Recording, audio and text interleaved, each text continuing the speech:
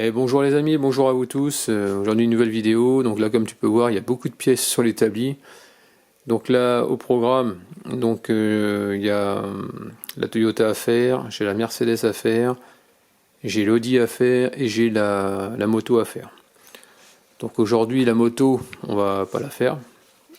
Moi j'ai les pièces, mais c'est prévu pour une autre fois. Donc déjà aujourd'hui il y a déjà beaucoup de choses. Donc aujourd'hui on va parler de filtres essentiellement. Filtre d'habitacle, filtre ou filtre antibactérien comme tu veux, filtre à air, filtre à carburant et filtre à huile. Donc je dois faire les deux grosses révisions Mercedes Toyota. Donc comme tu peux voir, il y a l'huile de moteur qui est prévue pour les deux, Mercedes et Toyota. L'huile de boîte pour Toyota. Ensuite, sur la Mercedes, on trouvera le filtre d'habitacle. On va trouver le filtre à carburant derrière, le filtre à huile. Également, je dois faire les biellettes de direction. Donc pour les biellettes de direction, je ne vais pas refilmer. Pourquoi? Parce que j'ai déjà fait une vidéo là-dessus. Il suffira d'aller voir dans ma playlist. On verra juste au niveau des filtres. Ensuite, à côté, vidange de boîte. On voit pas quand j'ai changé l'embrayage sur l'Audi, donc on verra ça ensemble. Et après on aura tout ce qui est révision moto, on fera ça dans une autre vidéo où il y aura vidange, remplacement du filtre à air, filtre à huile et ainsi que les bougies. Donc ça c'est prévu un peu plus tard. Bon voilà ce qui nous attend pour aujourd'hui. Bon voilà, donc là, filtre à huile qu'on peut voir, il y a un qui est tout petit, un qui est gros. Le plus petit c'est pour la moto, celui-là c'est pour l'Audi, il est en contact avec le bâtimoteur. Ensuite ici on en a un autre type de filtre à huile, en papier on va dire. Celui-là il va sur la Mercedes, si tu veux, tu as un genre de cartouche, on verra tout à l'heure pour le changer. Il est plongé et après on remet un couvercle et puis tout se passe bien. On verra ça tout à l'heure au montage. Donc toi c'est deux genres de filtres à huile que tu peux trouver. Ensuite les périodicités, tu les changes systématiquement après chaque vidange. Au niveau tarif, il faut compter en moyenne une dizaine d'euros, on va dire. Celui-là je sais qu'il vaut 10 euros chez AD. Et tu peux le trouver je crois sur Autodoc, je crois que c'est dans les 6-7 euros. C'est pas très cher. Mais il faut le faire systématiquement. Sinon ça va te causer des problèmes. Voilà, donc là on est dans les filtres à carburant. Donc ici c'est Mercedes. Donc là on peut voir qu'il y a deux branchements de durite. Il y a une qui est plus fine, l'autre qui est plus grosse. Bon, ce qu'il faut savoir c'est que ça vaut 10 euros. Ce que j'aime bien sur ces modèles là, c'est que c'est facile à changer. Tu peux pas te gourer. Et c'est pratique. En gros, après, dès que tu veux réamorcer, tu remets ton contact, ça remplit, il n'y a vraiment pas de problème. T'as pas de source de fuite parce que c'est juste de durite à emmancher. Ça, j'aime moins parce que tu auras un truc à brancher, enfin, il y aura un raccord forcément. Il y a un joint ici, donc c'est un risque de fuite, on va dire. Mais bon, en fonction des moteurs, t'as pas trop le choix, t'es obligé de changer quand t'es obligé d'acheter en fonction de ce qui se monte. Après, t'as d'autres filtres qui se montent je pense à Opel actuellement, et c'est alors d'une c'est pas accessible, et c'est un genre de panier, tu viens mettre ton filtre dans un panier, et tu as un joint et tu viens visser par dessus. Ça c'est vraiment pas pratique du tout, et je sais que j'avais fait ça, ils aiment bien mettre ça sur toutes les Opel en général. Sur Opel Agila c'était comme ça, sur Opel Astra, celle de ma mère, c'était un peu comme ça. Et puis comme c'est pas accessible, t'arrives pas à le visser correctement, t'as la partie du dessus qui a tendance à se visser légèrement en travers, après t'as des fuites de partout, donc là c'est pas bon quoi. Donc suivant des modèles, tu seras enquiquiné quoi. Après chez Peugeot, eux ils ont c'est au-dessus du réservoir, c'est vraiment pas pratique, c'est vraiment galère à défaire. Donc après on va parler des emplacements où tu peux trouver tous les filtres, on verra ça après. Donc ça, un filtre à gasoil, donc là tu vois comme c'est à cette taille là, mais tu as des tailles super fines et super longues qui peuvent être longues comme ça, quoi. Tu trouveras ça sur BM, ils aiment bien mettre ce genre de filtre.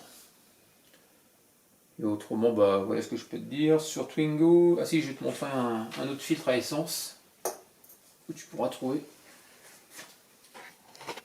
Alors ce qu'ils aiment bien, toi sur Twingo, c'est un peu ce style-là, quoi. Transparent, avec 2 durites.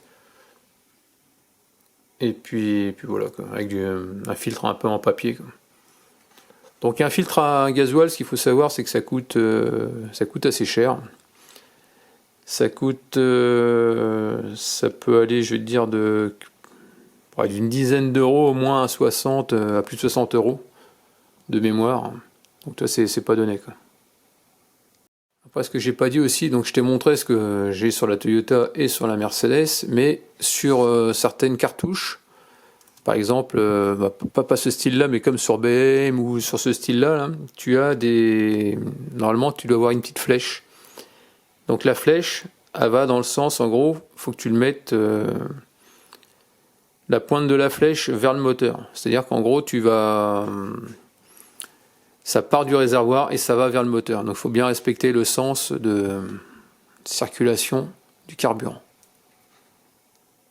Alors quand changer le filtre à gasoil ou filtre à essence, moi en général, le constructeur il va te dire environ 50 000 km.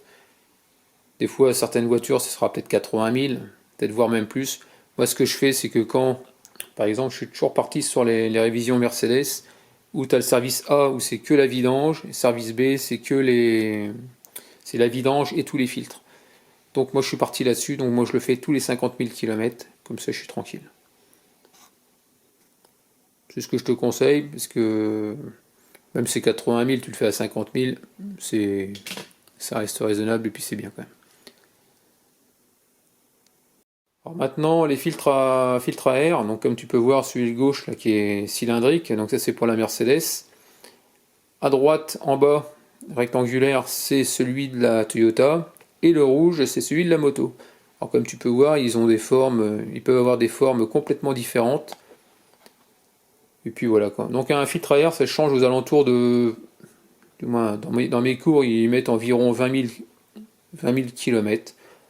Moi personnellement, je suis toujours resté pareil sur Mercedes, hein, tous les filtres à 50 000. Ce que je fais la vidange à 25 000 et dès que j'arrive, je fais juste ma vidange, mais je vais regarder quand même l'état de mon filtre à air.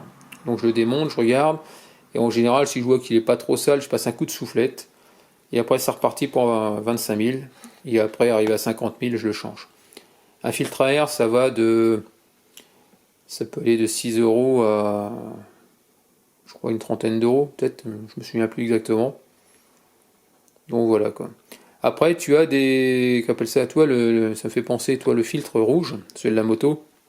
Il existe aussi des filtres green, KN, qu'on utilise, et les gens qui font du tuning, en général, ils utilisent ça. Ça te permet de gagner, allez, je crois que c'est 5 chevaux, un truc comme ça, pas plus.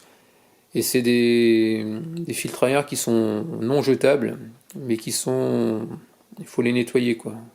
Alors pour les nettoyer, je me souviens plus qu'est-ce qu'il fallait faire. Je crois que c'était, si tu as un produit tu passes un produit dessus. Donc tu passes un produit dessus si tu veux. Ça va le nettoyer de mémoire. Et après tu le laisses bien sécher. Et après tu mets je crois que c'est une bombe, un truc qui va, je crois que c'est un genre de lubrifiant, ou je sais plus ce que c'est exactement qu'on passe dessus. Et ce filtre à air, donc tu as admission directe, c'est-à-dire que tu as ton filtre qui est comme ça qui est dehors.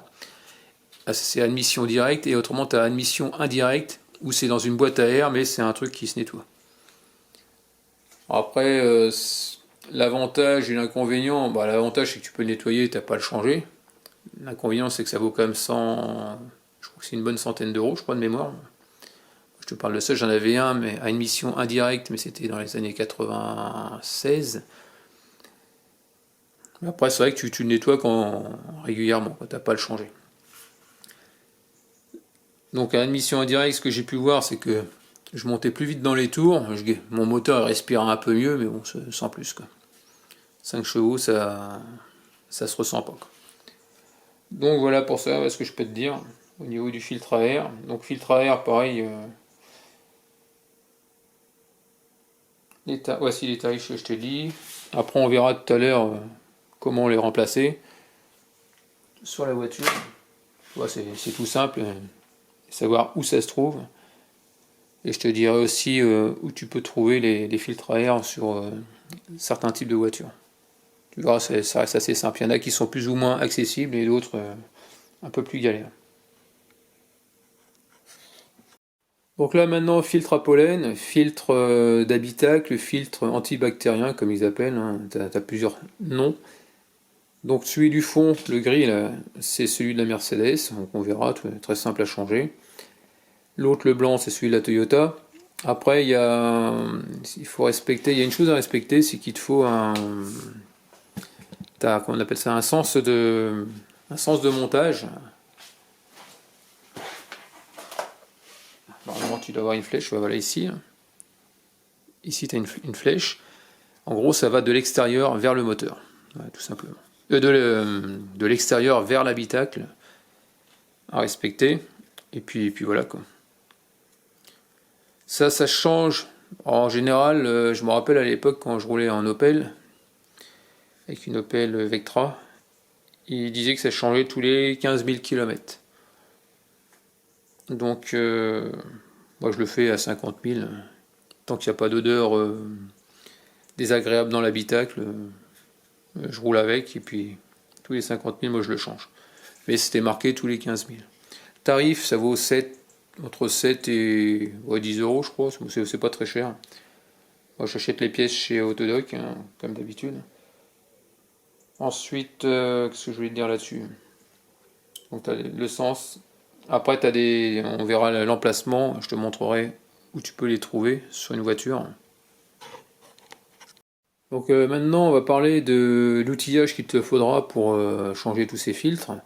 Donc pour qu'on appelle ça, pour les filtres à huile, tu as le choix. Tu as le choix, mais tu vas voir que ça reste compliqué par moment en fonction de l'accessibilité sur ton véhicule. Donc moi j'ai acheté plein d'outils. Donc ici en bas, comme tu peux voir, ça c'est comment on appelle ça, une valise avec des cloches à filtre. Tu as différents types de cloches, mais il faut s'assurer qu'elles s'adaptent sur ton filtre. Ça, c'était une cloche spéciale W203 que j'avais acheté. Ça vaut 13 euros ou 10 euros chez Mercedes. C'est pas excessif. Donc j'avais acheté ça à l'époque, parce que je faisais pas de mécanique. Après, j'ai acheté une clé à sangle. Alors, la clé à sangle, elle m'avait servi sur Opel. C'est pas mal aussi. Mais après, le problème, c'est que des fois, c'est trop gros, ça passe pas. Donc il faut essayer d'arriver à s'arranger, soit avec la valise. Autrement, j'ai encore ça, une clé comme ça et une clé comme ça. Bon, la valise avec toutes les cloches à filtre, ça vaut une trentaine d'euros. Ça, je me souviens pas, ça tu trouves ça chez nos autos, hein. Dans les centres autos, tu arrives à trouver ce genre de filtre. Bon, voilà pour ça. Ensuite, pour tout ce qui est filtre à air, bon, filtre à air en général, c'est soit un tournevis cruciforme, sur Mercedes, pas besoin d'outils, un tournevis plat pour soulever des petits linguets. Tu en as 6 à dégager, après tu retires et tu mets ton filtre et tu les remets en place. Après, filtre à gasoil, pour les faire, il te faudra, donc là je me souviens pas, sur la Toyota, donc on verra ça tout à l'heure quand on passera à la pratique. Autrement, pour l'autre cartouche, il te faudra soit une pince à collier ou une pince à bec plat pour faire sauter le petit collier de maintien de la durite, ou un tournevis, je sais pas, on verra ça tout à l'heure. Bon, je crois que là on a fait le tour de tous les filtres. Donc là maintenant on va pouvoir passer à la pratique sur les véhicules. Et puis je crois qu'on aura fait le tour. Allez, assez de blabla, c'est parti. Allez, on va faire le filtre à air. Donc pour ça, tu changes ici, tu soulèves. Donc ça se trouve là, c'est ce truc-là. Alors pour savoir exactement où il se trouve, c'est très simple. Regarde, je vais te montrer. En général, tu as une prise d'air. Bah, sur toutes les voitures, tu as forcément une arrivée d'air, là, tu vois, qui est pris dans la calandre. Tu suis le gros tuyau, hop, et ça arrive sur une grosse boîte, voilà, tout simplement. Et en général, à côté, tu as le débitmètre, tu as une prise électrique, tu vois, tu as cette pièce-là. Et donc, forcément, ça donne là-dedans, dans une grosse boîte. C'est toujours facile à trouver. Donc voilà, tu fais sauter les loquets.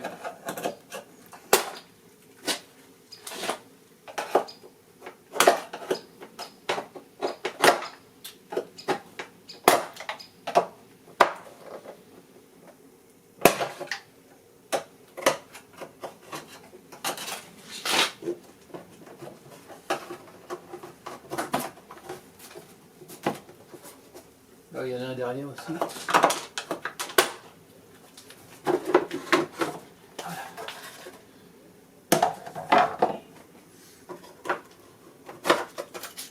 Voilà, il a beau rien manger. Ah toi, il était temps de le changer. Donc ce que j'ai pas dit aussi, quand donc qu'est-ce qui se passe quand tu as un filtre à air qui est complètement sale, bah, tu augmentes ta consommation de carburant de à peu près, je crois que c'est 10%. Donc là, toi, et encore, je trouve que je consommais pas avec la remorque, je faisais du 5 litres 4.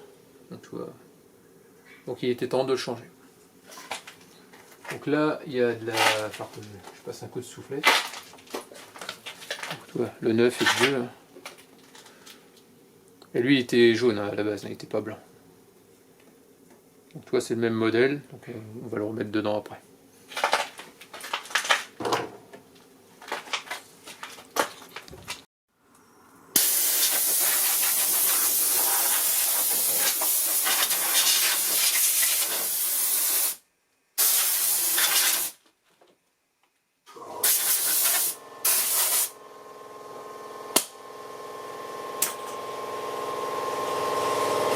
Le joint, moi qui est malade. Ah non, il s'arrête là.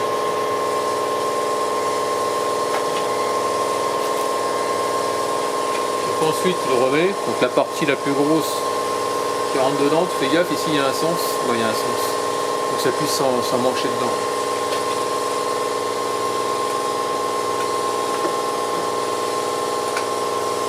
De toute façon, si tu ne le rentres pas dans son emplacement derrière, tu ne pourras pas fermer la boîte. Donc là, on refait pareil. C'est-à-dire comme ça et tu descends.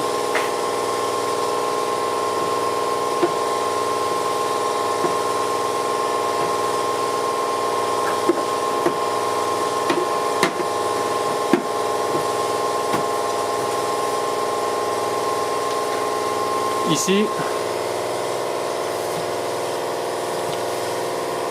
voilà. Pour le mettre, rien. Je leur ai fait. Tu mets la languette.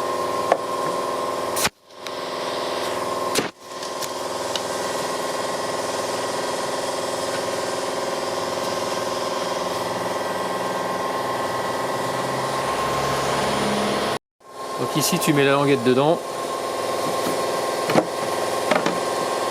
dans le trou. Comme ça, voilà. Un tuyau est enquiquine. Ah oui, si tu pousses là, le petit linguet, sinon il va t'enquiquiner.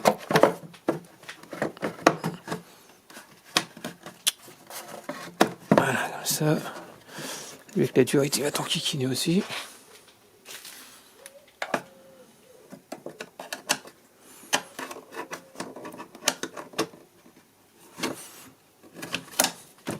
Voilà.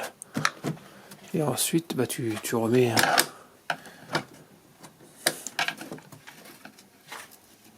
Tu remets ça par-dessus. Sauf que j'ai besoin des deux mains.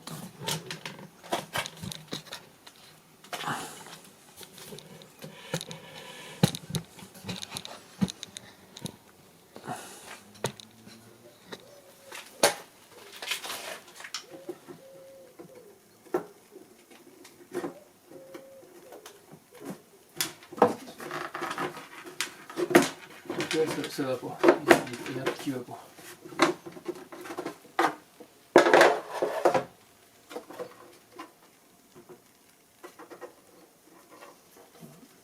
C'est pareil.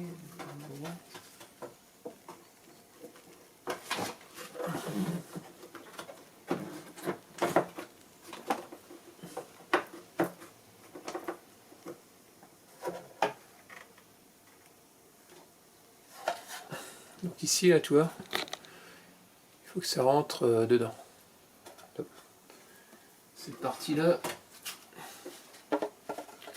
elle doit rentrer pile poil dans le...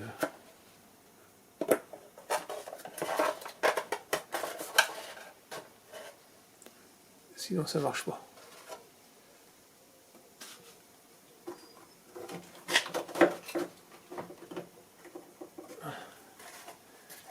C'est lui mon kikine.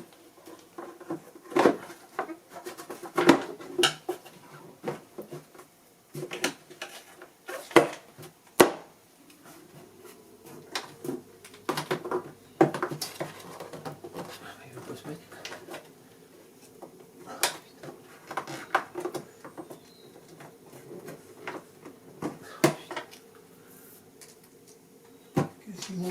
Qu'est-ce qu'il manque, kikine?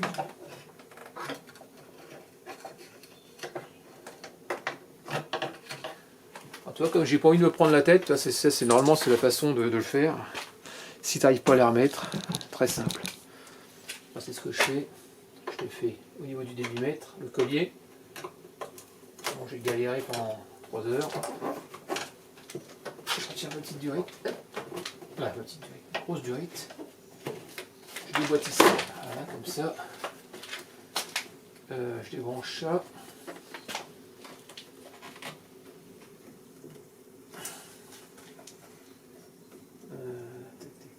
Ça s'en fout.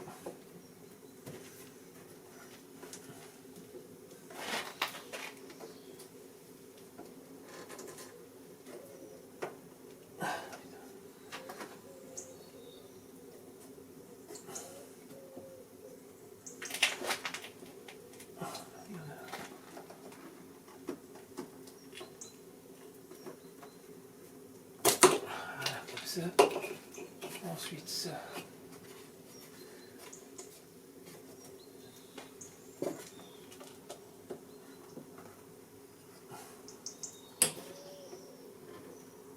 Voilà, comme ça.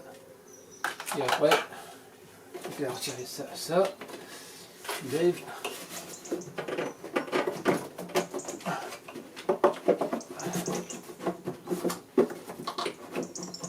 Tu retires carrément tout ensemble.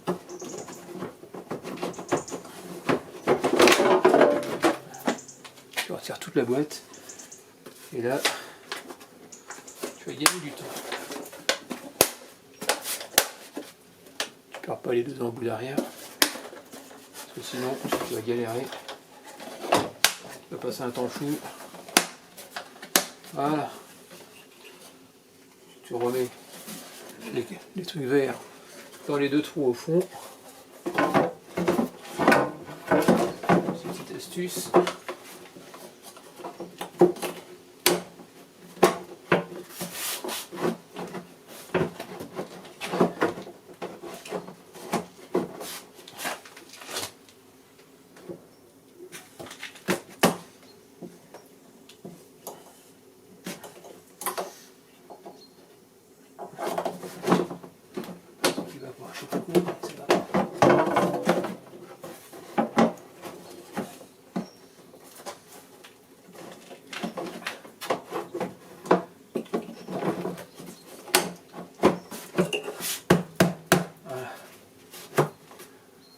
Tu remboîtes tout, tu remboîtes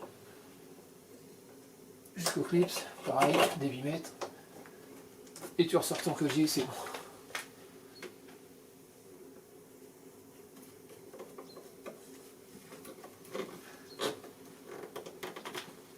C'est la petite astuce si tu n'arrives pas à le remettre. Donc voilà pour ça. Donc ici on est sur le moteur de la Toyota, donc comme tu peux voir là ce que je voulais dire. Ici on va voir la boîte à air. Donc ici, tu vois, il n'est pas très visible, il n'est pas dans la calandre. On le voit, c'est le gros tuyau qu'il y a là qui remonte sur le côté. Là, c'est une grosse boîte noire, donc mon filtre il est là-dedans. Ici, on peut voir que c'est le débitmètre. Donc tu vois, tout est accolé. Donc là, je vois qu'il n'y a pas besoin de tournevis. Sur Audi, il y a un tournevis, il faut dévisser partout tout autour. Là, tu vois, c'est un loquet. Voilà, comme ça. On a un autre ici, c'est des attaches rapides. T'en as deux derrière. Voilà. Et après, normalement, tu soulèves.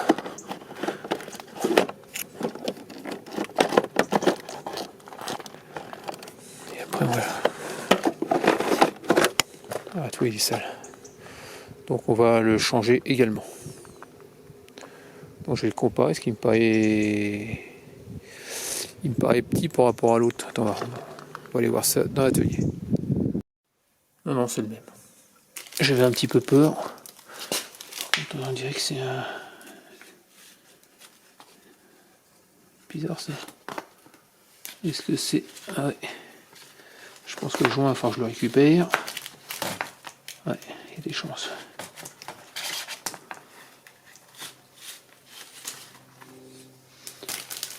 Allez, c'est reparti, on va mettre ça en place. Bon, ça y est, je viens de le mettre en place. Voilà. Il n'y a pas de problème. Et alors lui, je sais pas où il va. Dedans, il y a une rainure.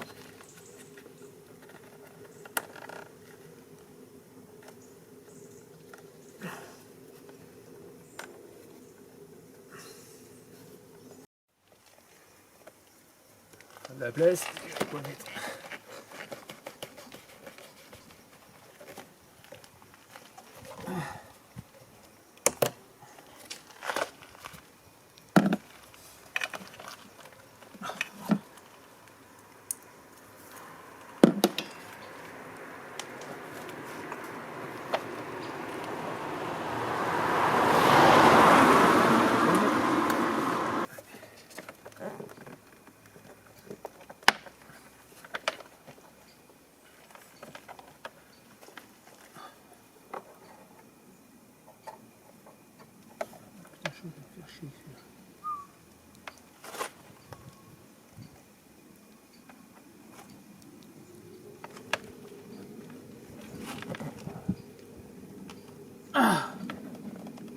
Ah, ça y est. Ça.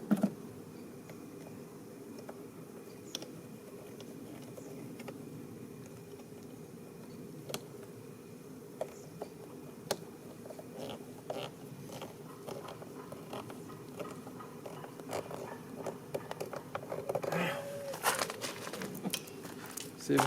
Oula. Je vais brancher des millimètres, sinon je vais avoir un défaut moteur.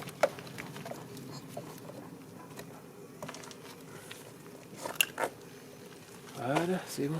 Ça y est. Filtre à air changé. Maintenant, on va faire le filtre d'habitacle. Je sais pas où il est là-dessus. Donc là, on va démonter le filtre d'habitacle. Il suffit de lever les trois loquets. Voilà. Et tu retires.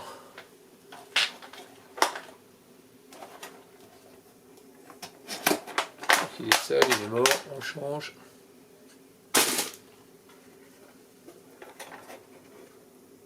Ici, tu as le sens qu'on appelle ça, le sens de l'air, donc vers le bas. Donc là, comme ça. Voilà, tu as une forme, il ne faut pas être gouré.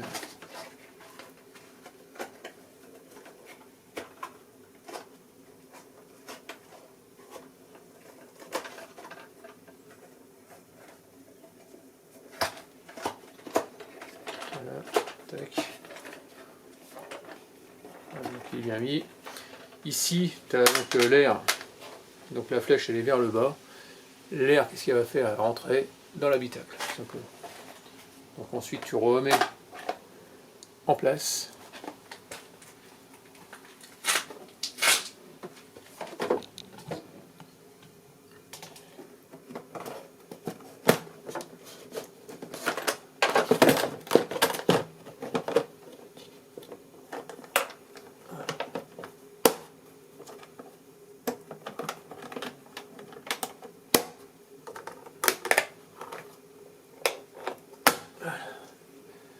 ça y est, hein, le fil d'habitacle est changé. Terminé. Toyota. Bon, est-ce que tu les trouves ces filtres d'habitacle? C'est simple. Chez Peugeot, ils aiment bien là-dessous, sous cette grille là, faut dégarnir, tac, en général c'est ici. Sur Mercedes, tu as vu, c'était ici. Sur Opel, ils le mettent, ils aiment bien le mettre ici. Sur Opel, ils aiment bien le mettre derrière la boîte à gants. Audi, ils aiment bien le mettre aussi. Ben, les voitures que j'ai pu faire, en général, c'est sur le côté. Hein. Tu as une petite trappe, tu dégages et tu le rentres dedans. Ensuite, je ne sais plus sur quelle voiture j'ai fait. C'était derrière, mais vers le haut. En général, c'est à peu près ici. Sur Toyota, là, je viens de le découvrir, ce que je sais plus où c'était. C'est derrière la boîte à gants. Tu verras, c'est très très simple à faire. Allez, je vais te montrer. Tu ouvres ta boîte à gants et tu tires dessus. Ici, tu as des charnières, comme on peut voir. Là, 1 et 2. Et là, tu vois, tu as... Attends. En gros, il faudra juste remettre la boîte à gants dedans. Tu vois, dans les trous. Là. Tac, tu viens le clipser et tu rentres en force et c'est bon. Et elle se trouve où? Tu as ton filtre, il se trouve juste derrière. Toi, c'est une trappe. Alors quand c'est sur le côté ou n'importe où, hein, c'est toujours une petite trappe comme ça à écarter. Voilà.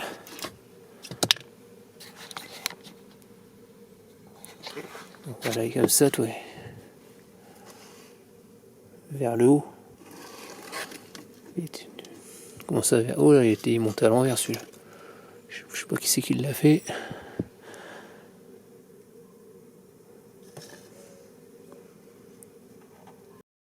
Donc ensuite, tu remets ça, hop, tu remets ça en place, tu remets ton petit boîtier, hop, voilà c'est fait. Et puis on va remettre la boîte à gants. Donc je t'ai dit, tu vises bien à ce niveau-là.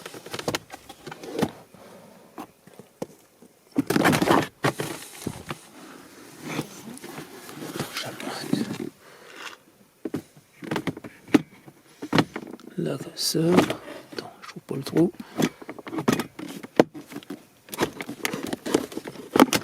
Voilà, voilà c'est fait.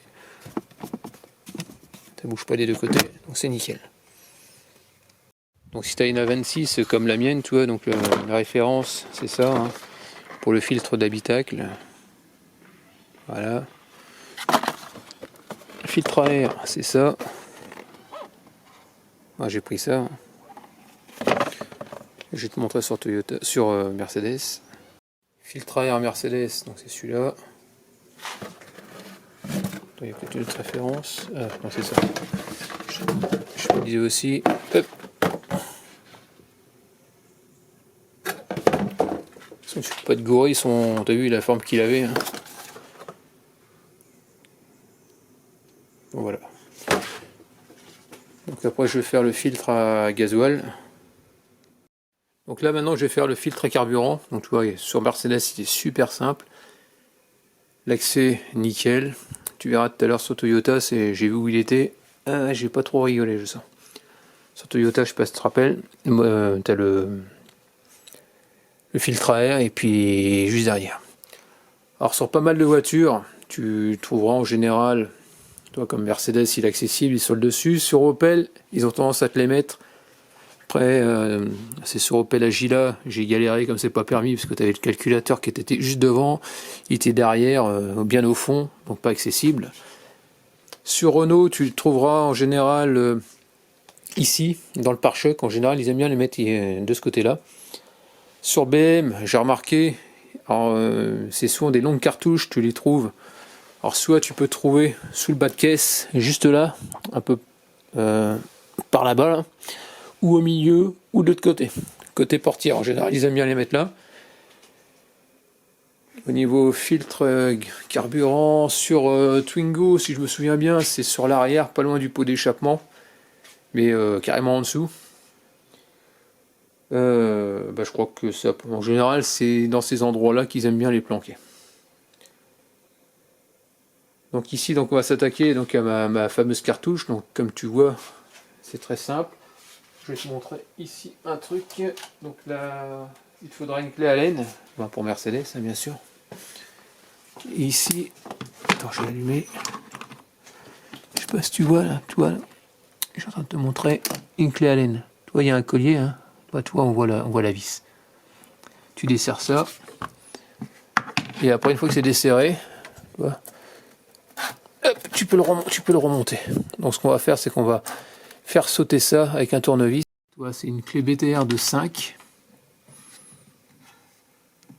Je te dis des bêtises, j'ai pas de pince pour ça.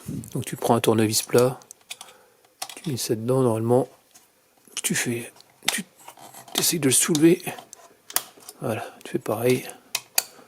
Ça vient. Et pour le remettre, c'est très simple. Tu prends une pince à bec plat. Voilà, t'as vu? Tu fais exactement la même chose. Hop. Presque.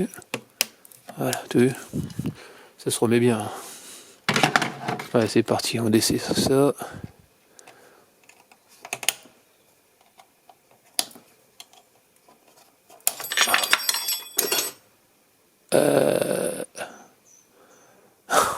C'est pas vrai. C'est pas vrai, c'est pas vrai. Ma clé est tombée dedans. Bon, je vais pas retrouver ma clé Allen, tant pis. De toute façon, comme il faut que je fasse la vidange, je vais essayer d'y accéder par en dessous. J'ai fait une bêtise de laisser la clé Allen, c'est franchement n'importe quoi. Donc ici, là, tu as tes durites à dégager. Donc pour dégager, c'est simple. Ouais, c'est simple. Si ça peut arriver que tu te retrouves, tu n'arrives pas à les retirer, si c'est collé, hein, tu fais simplement ça. Tu mets un tournevis sans la percer et tu essayes de décoller. Et après, elle va glisser tout seul. Bon là, a priori, ça n'a pas l'air de le faire. Voilà. Donc il faut que je fasse gaffe de ne pas en mettre partout. J'ai mis un pince tuyau, normalement, c'est censé être étanche. Là, je vais le préparer, j'ai viré ça, le capuchon. Donc je vais mettre la grosse durite sur l'emplacement de... Je fais gaffe à mes colliers. Voilà. Je me bourre, c'est l'autre. Voilà. Ça évite d'en mettre partout.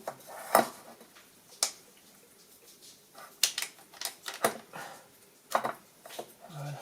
Comme ça, on fait l'autre. Exactement la même manip.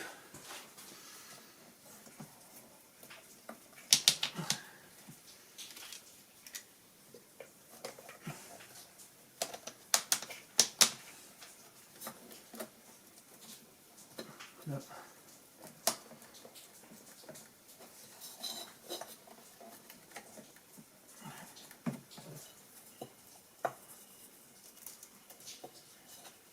Ça a l'air bon. Il y a celui-là.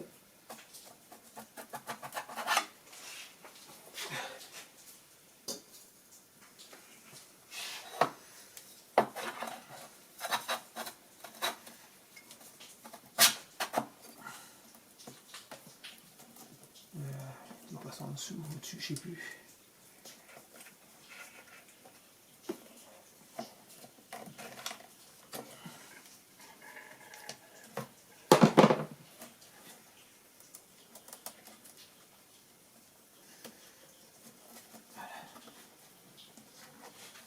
C'est bon.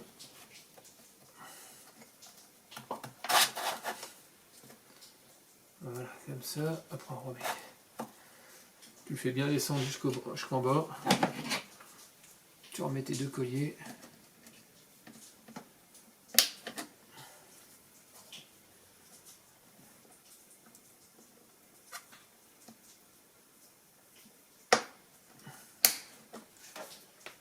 Un petit peu décalé. Bon voilà, maintenant que le filtre à gasoil est monté, ce qu'il faut savoir, c'est que là, si je ne fais pas le nécessaire, ça ne démarrera. On va pas arriver à démarrer. Pourquoi? Parce que le filtre à gasoil est vide. Donc tu vas voir, on va mettre le contact. C'est une tu as la pompe de gavage qui va aspirer du gasoil donc dans le réservoir et va me l'emmener jusqu'au filtre. Donc ça, je vais mettre le contact 2-3 fois. On va l'entendre, la pompe électrique, et ça va gaver ton filtre à gasoil. Sur Peugeot, ce qu'ils aiment bien, c'est mettre des petites poires d'amorçage où tu viens presser dessus. Chez Peugeot, en général, ils les mettent par là.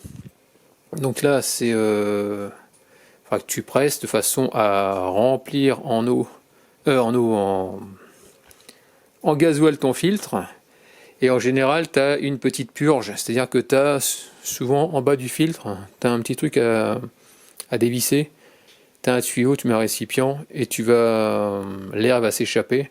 Et dès que tu as du gasoil qui arrive, c'est que c'est bon, donc tu refermes. Ce que j'ai pas dit aussi, c'est au niveau des filtres à gasoil ou à carburant, il y en a certains qui sont équipés qu'on appelle ça, de contacteurs d'humidité. Donc le contacteur d'humidité, ça te permet de voir s'il y a de l'eau dans le gasoil, parce que là c'est pas bon. Et si tu roules comme ça et que tu te retrouves avec de l'eau dans le gasoil, l'eau étant plus lourde, ça va aller dans le fond de ton réservoir et ça va te créer des bactéries. Mais en plus de ça, c'est que l'eau n'est pas compatible avec les injecteurs. En gros, soit ça va te mettre de la rouille, mais ça risque de faire de la casse, quoi, tout simplement, quoi. Donc celui-là, il n'est pas équipé, c'est un filtre à gasoil tout simple. Mais bon, jamais t'en embêter. Si tu respectes le remplacement régulier en fonction du constructeur, normalement tu ne devrais pas avoir de soucis. Bon allez, c'est parti, on va démarrer le véhicule. Écoute, t'entends? Ça fait un bruit d'air.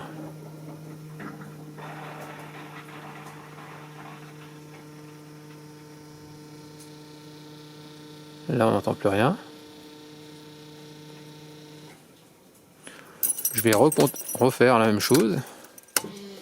On entend. Encore un peu d'air. T'entends? Écoute.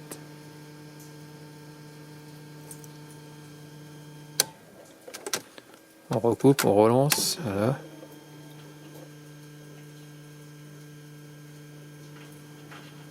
Et encore un peu. On va essayer de démarrer. Attends, je pense.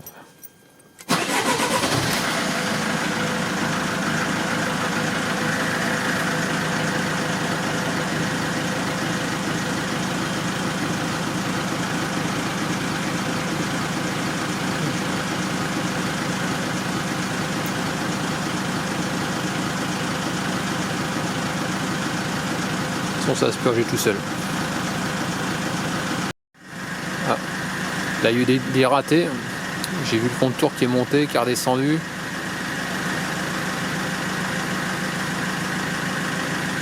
Donc, logiquement, ça devrait être bon là maintenant.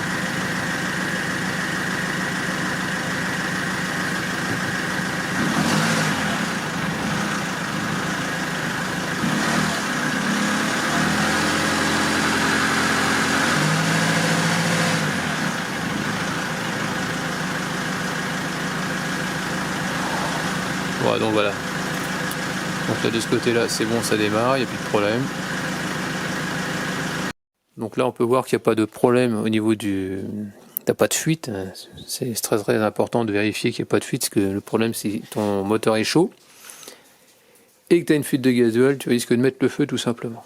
Donc il faut éviter. Ah me revoilà maintenant, je vais attaquer donc la Toyota. Donc là j'ai vidange de boîte, j'ai vidange normal, moteur, et là je vais m'attaquer au filtre à carburant, c'est celui qu'on n'avait pas fait tout à l'heure. Donc comme tu peux voir, c'est le truc ici, c'est ce machin là qui est en dessous, donc on va faire du vide.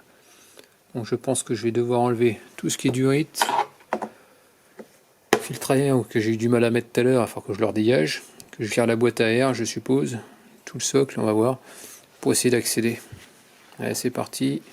Prends une pince. Parce que là pour faire la vidange moteur je vais me cramer les pattes, donc c'est pas la peine. Je vais attendre un petit peu. C'est comme ça, ici tu en as un autre. Ah ouais, donc ces pinces-là, donc je vais prendre une pince spéciale. Là, j'avais pas vu, il y a deux vis ici, hein. Une et une autre. Deux hexagonales, et je pense que si je défais ça, je devrais peut-être pouvoir monter tout le bloc. Ah, à voir. Allez, je vais essayer de faire ça. Ça a l'air d'être du 13. Voire même du 12, parce que je sais qu'ils aiment bien mettre du 12 chez Toyota. Ouais, je confirme, c'est bien du 12. C'est ça qu'ils en mettent partout, ça en général.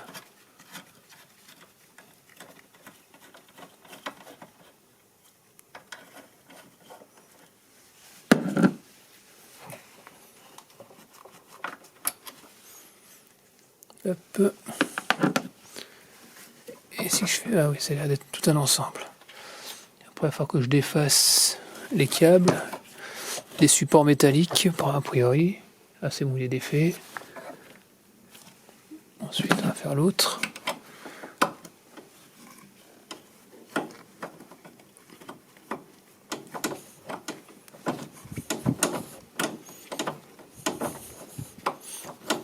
Voilà.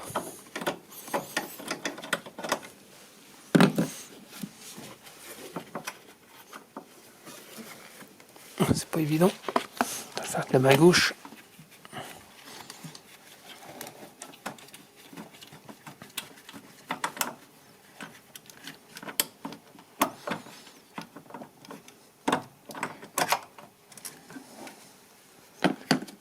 Bon, laisser les deux mêmes vis, même longueur, donc ça c'est une chose à savoir.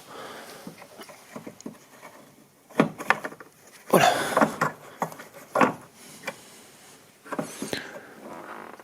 Ouais, après si je peux pas grimper comme je veux, je suis limité. Non, je pense qu'il va falloir que je défasse. Ouais, je suis tenu par les tuyaux. Donc il va falloir que je défasse ces deux tuyaux.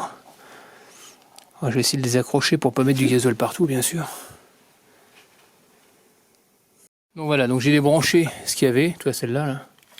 Il y a deux prises à défaire, tu les défais, histoire de le décoller. Voilà, tu vois, c'est désolidarisé.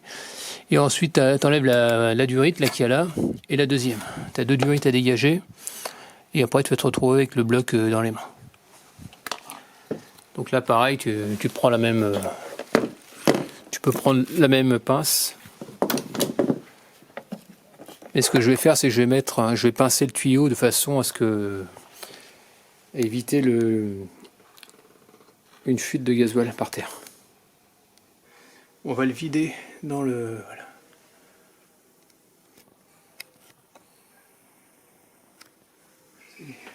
Tu as défait les deux durites, voilà. Et puis, il va falloir qu'on vire cette partie blanche et qu'on la monte sur l'autre, hein, tout simplement. Ce que je vais faire, c'est que je vais récupérer le gasoil qu'il y a dedans pour éviter d'en mettre partout. Donc là, ça y est, je viens de vider.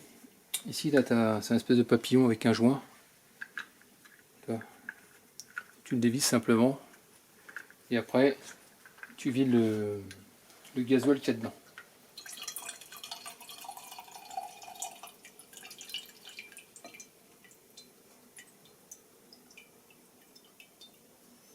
Voilà. Alors là, maintenant, il faut que je récupère cette partie-là. Comment je vais desserrer ça, j'en sais rien. Peut-être avec une clé à molette, j'en sais rien. Peut-être parce que ça sert d'être du gros. Je pense que j'ai le plus gros pour voir.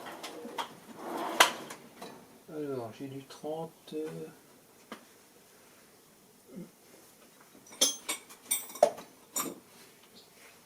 Parce que c'est...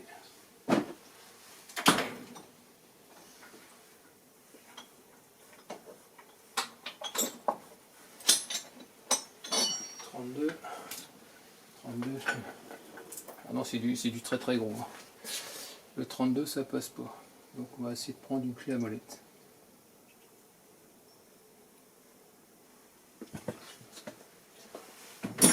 Alors, c'est bon.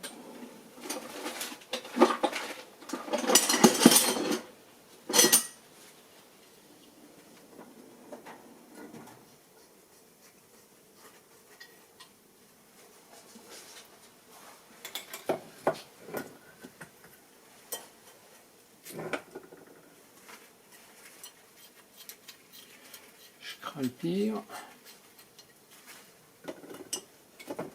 Putain, oh la vache. Ah oui, je vais faire ça comment? Ah, j'ai ça et c'est trop petit. Voilà, je suis pas dans la noise. Bon, je reviens juste après. Je regarde. Tu le coinces dans l'étau. Légèrement, hein, pas à peine de... Voilà, ça se dessert.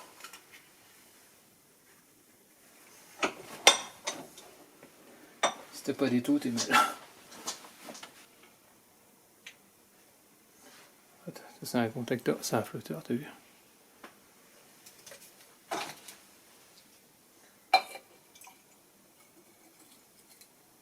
Voilà, donc là on a pu récupérer ça. Non, c'est pas tout. Enfin, une cloche. Ah, il y a encore dedans.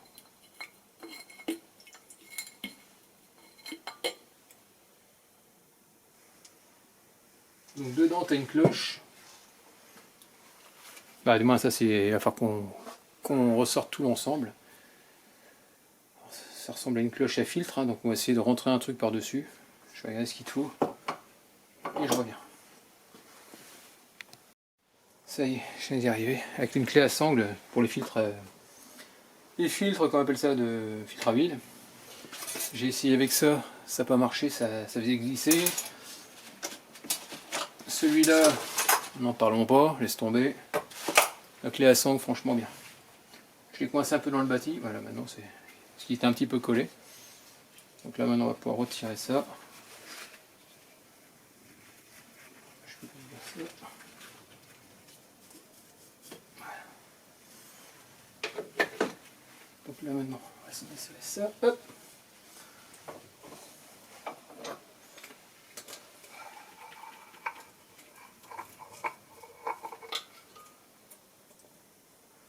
Donc ça y est.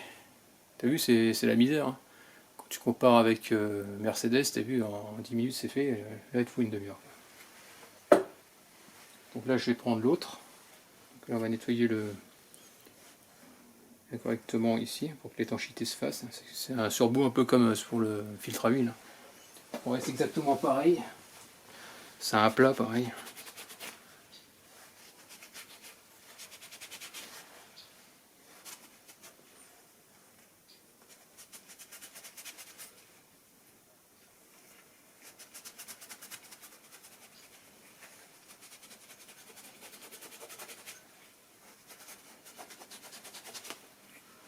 Bon, c'est pas très sale.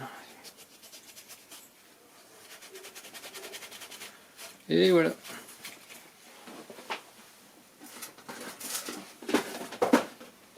Donc là,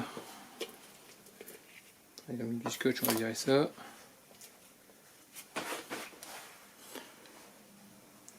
Donc ici, on peut voir que c'est le même. Ce que je vais faire, je vais lubrifier, je vais mettre du gasoil tout autour. Histoire de lubrifier le joint. Et après, on va le mettre en place.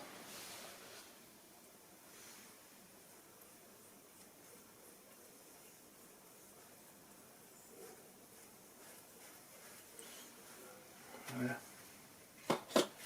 Donc là, on va mettre ça comme ça.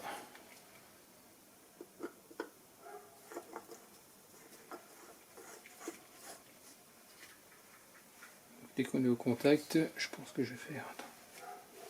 Là, je suis au contact avec le truc, je vais essayer de faire trois quarts de tour, comme sur un filtre à huile. Je vais le coincer comme ça. Donc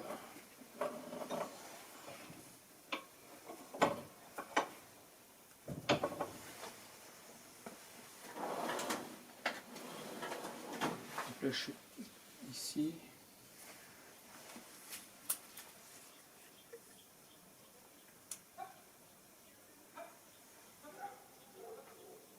Voilà, je fais un petit trait blanc. Comme ça, je vais faire trois quarts de tour. Normalement, trois quarts, ça devrait être bon.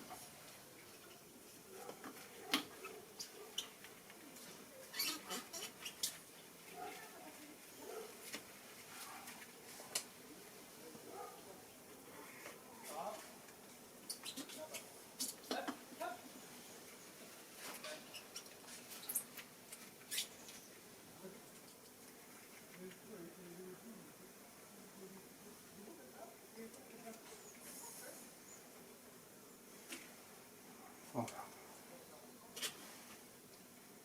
Je pense que ça ira un peu plus.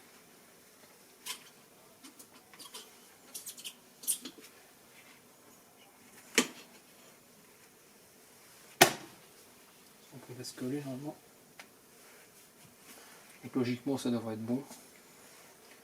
J'ai fait quasiment un tour. Là maintenant je vais remettre cette partie là.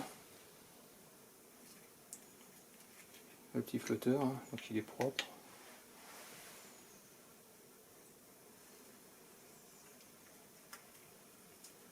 On va lubrifier et on va le visser.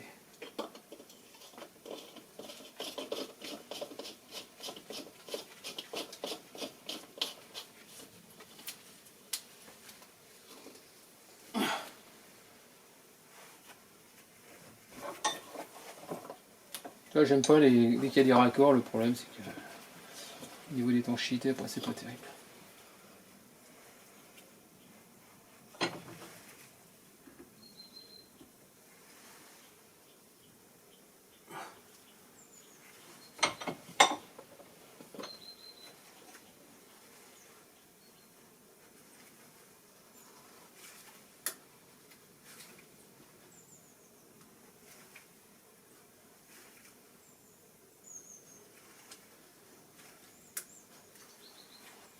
J'ai peur.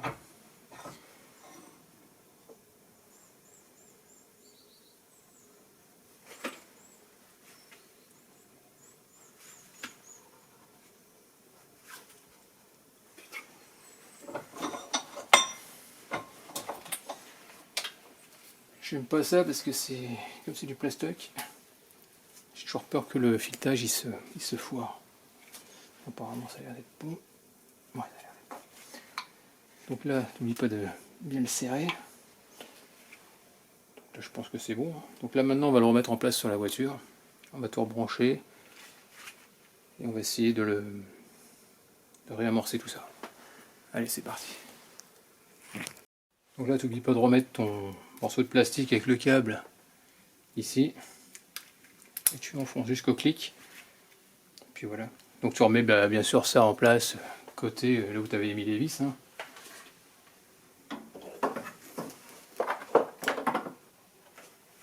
Donc je vais mettre les vis à faux frais.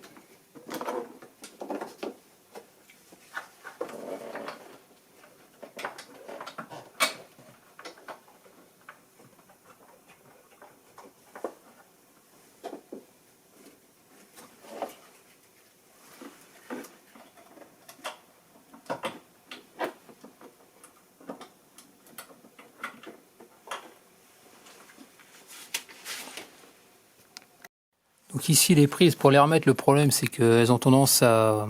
Celle du bas tu pourras pas tirer dessus, elle aura tendance à être en bas.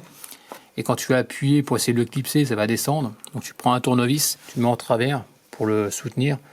Et tu viens le clipser tout simplement. Après tu le remets dans son emplacement comme tu vois sur le support. Là on voit le téton en plastique qui rentre dedans.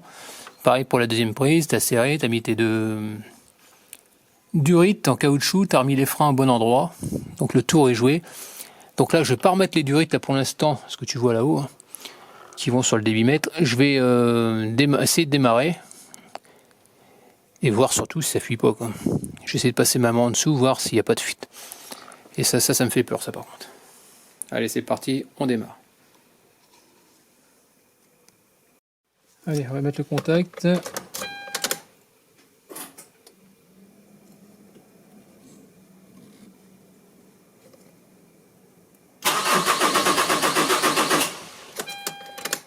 je n'entends pas comme la pompe électrique, on n'entend rien.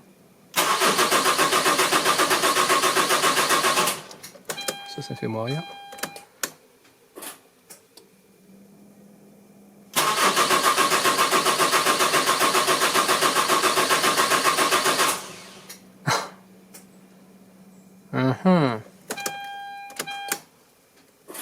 Voilà, c'est une petite poire, regarde. J'ai pas vu. Tu viens gaver.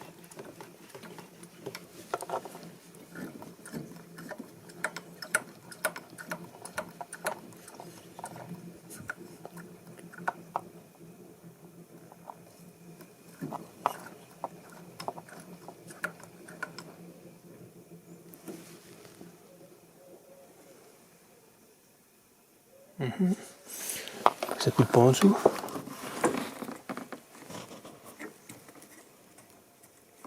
Ah non, c'est bien sec. Non, ça a l'air d'être sec. J'ai eu peur.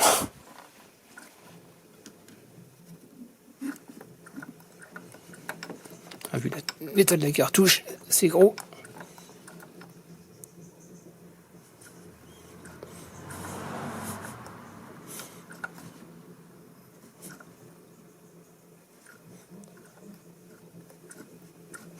Allez, on va essayer, on va bien voir ce que ça donne.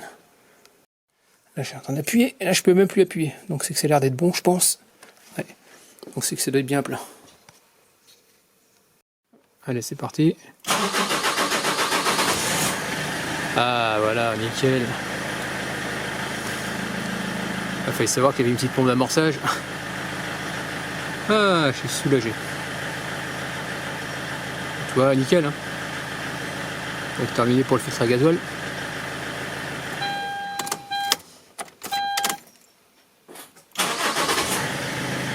Là, voilà, c'est bien. Ça me va. Donc tu vérifies l'étanchéité, donc là je peux voir que c'est bien étanche de partout. J'ai passé ma main tout en dessous, apparemment ça ne suit pas. De toute façon s'il y avait une fuite, logiquement je devrais caler. Donc là maintenant je vais pouvoir remonter les durites hein, et tout ira bien. Bon voilà, le filtre à huile, très simple, il faudra une cloche soit comme ça, ou celle de la cloche Mercedes, comme je t'ai montré tout à l'heure. Donc celle-là c'est du 74, 76, 14. On fait une inscription là-dedans. Tu la mets juste au-dessus. Hein. Avec, il te faudra un réducteur. C'est du 1,5, 3/8, si je dis pas de bêtises. Et tu desserres.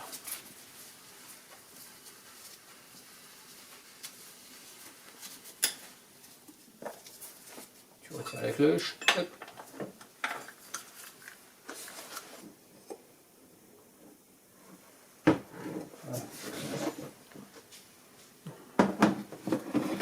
Tu vois, c'est fait comme ça. Donc ici, il suffit juste de le déboîter. Hop. Voilà, c'est fait. Bon, il y a un truc que je comprends pas, ils m'ont mis 4 joints. Alors que tu en as que 3. Ici, tu as le joint de cloche. Là, ici, c'est un joint torique. Hein.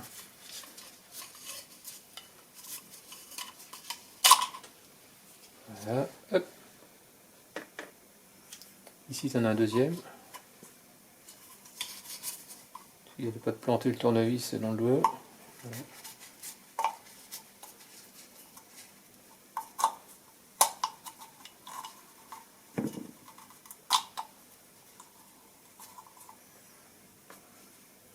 Et le tout petit devant, hop.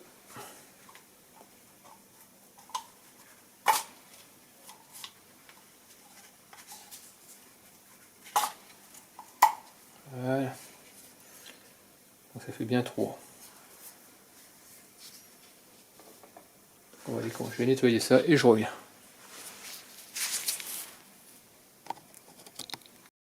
Bon, voilà, donc là j'ai comparé le joint neuf avec celui-là. Donc tu as le tout petit, celui-là, et l'autre il est celui qui va pas, a priori.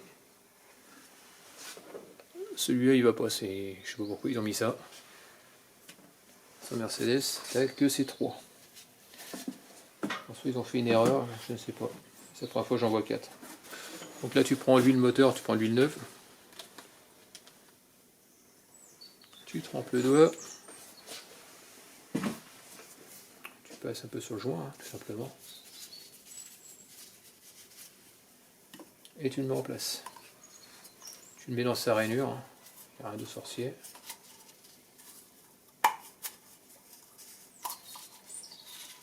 Voilà. C'est fait.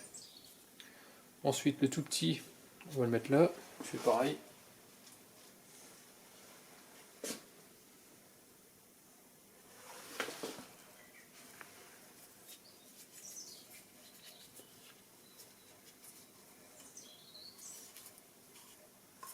On va essayer de le mettre dedans. Voilà, c'est fait.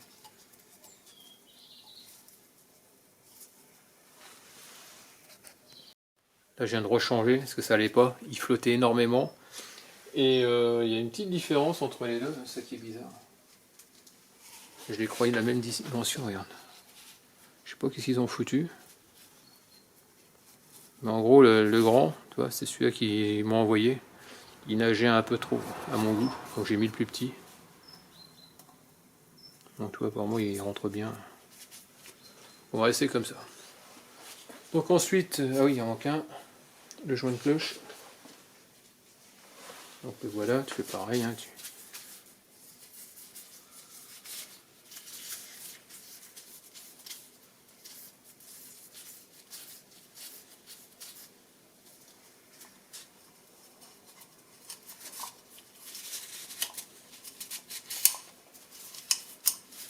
le mets en place, voilà. Puis une fois que c'est fait, tu mets celui-là. Alors il n'y a pas de sens, tu le mets comme tu veux. Tu le rentres jusqu'au claque. Voilà, ça y est, il est mis. Ensuite, on va le remettre en place et on va visser. Voilà, il préconise de le serrer à 25 Nm. C'est marqué, hein, marqué dessus. Alors, si tu n'as pas de clé dynamo, hein, tu peux le faire. Hein. Tu le fais, tu le serres convenablement sans pas trop serrer non plus. De façon à pas l'éclater.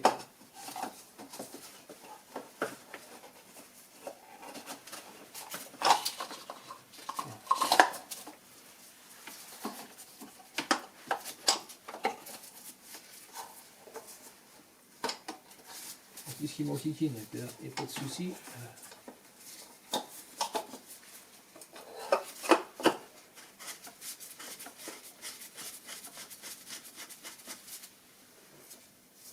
Tu le visses, voilà.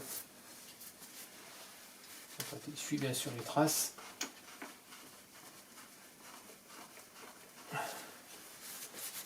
Alors pour le resserrer, bah, ce type là, il n'y a pas de souci, tu respectes le couple, mais tu verras que tout à l'heure pour l'autre, c'est serré à la main, de 3/4, tu verras. C'est notre méthode.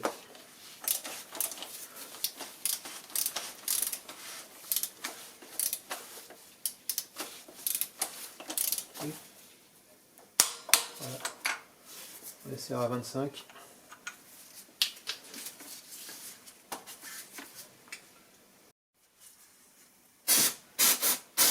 Voilà.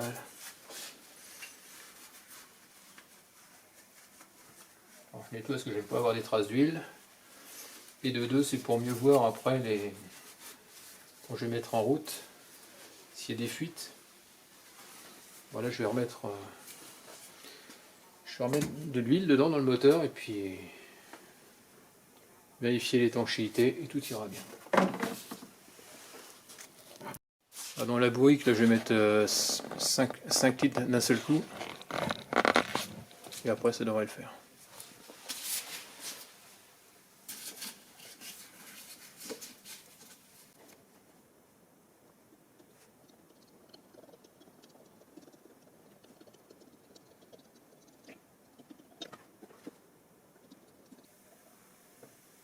Voilà.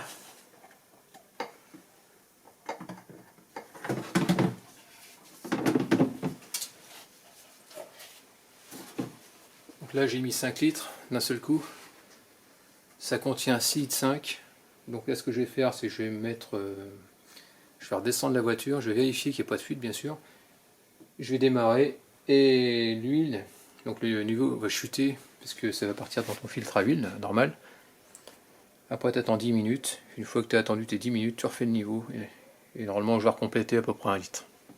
Donc je devrais être à peu près à 6 litres, et le max c'est 6,5 litres.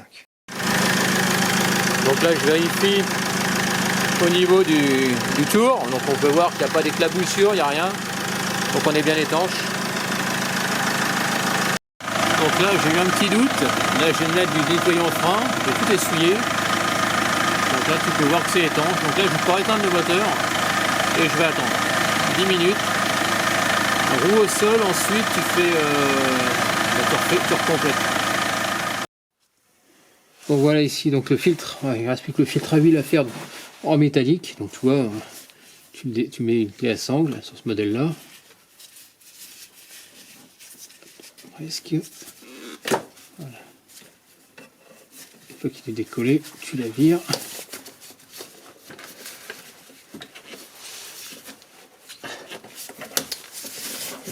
Il veut pas.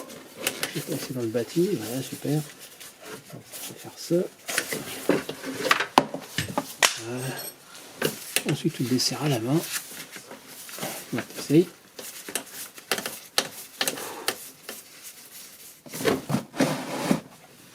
Voilà, c'est un gros filtre, donc il y en a partout.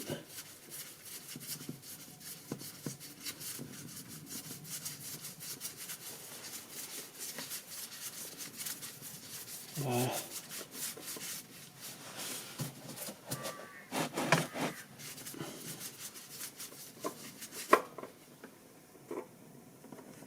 Tu fais attention pour mettre partout, comme ça, tu retires droit.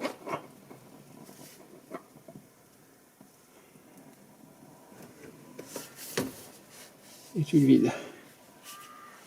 Donc tu vois, c'est pas grand chose.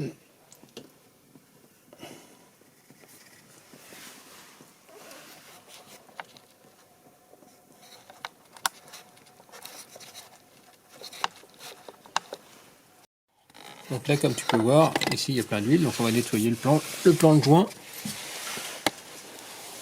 Enfin, chaque fois, elle glisse comme je. Ça coûte chiffon. Faut que ça soit bien nickel.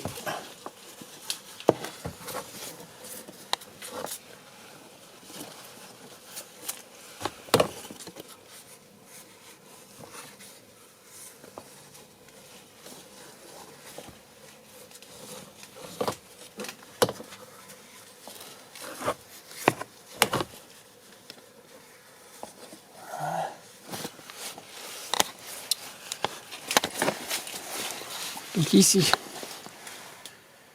donc voilà, ici c'est propre. Donc là maintenant on va pouvoir remettre le nouveau filtre que j'ai dans la main. Tu n'oublies pas de nettoyer, de mettre de l'huile propre sur le joint tout simplement. Et ensuite bah, tu viens le visser. Hein.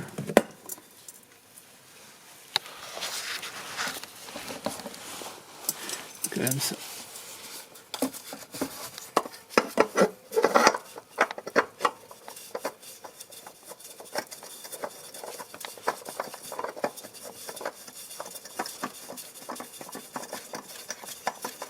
Voilà.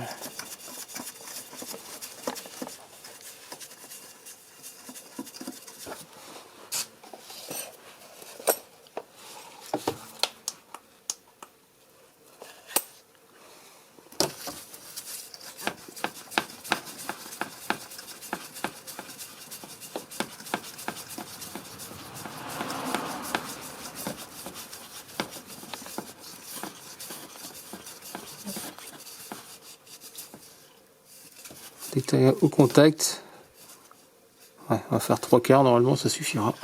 3/4 de tour. Alors, je fais une petite marque au Tipex. Donc là je pense que c'est bon. Hop, on va retirer ça.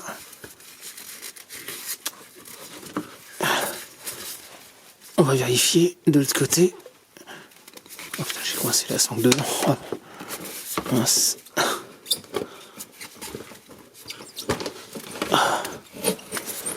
Voilà. Allez, on va regarder au-dessus, savoir. Donc, tu as vu, on était ici, là où il y a mon doigt. Le fait d'avoir serré, donc logiquement, je devrais être en haut. 3/4 de tour, ça suffit, parce qu'après, avec la chaleur du moteur, ton joint il a tendance à se coller. Donc, logiquement, t'as pas de fuite.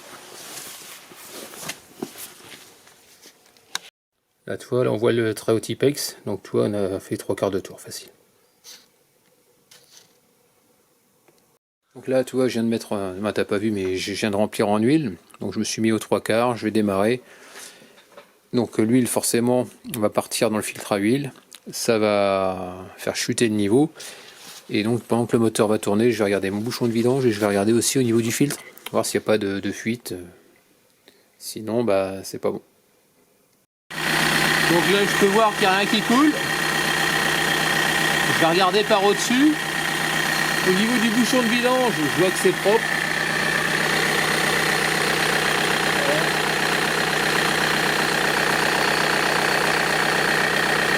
Donc nickel. Donc je vais pouvoir couper le moteur. Ensuite je vais rehausser la voiture, remettre les plastiques dessous, refaire les niveaux et compléter. Donc voilà, c'est fini pour les travaux sur les voitures, voilà pour l'instant. Donc sur ce, j'espère que ça t'est plu au niveau de la vidéo. Si tu as des commentaires, n'hésite pas à les laisser. Pense à t'abonner si c'est pas fait. Actionne la petite cloche de notification si tu veux voir d'autres vidéos de ma part. Et puis je te dis à très bientôt. Allez, ciao.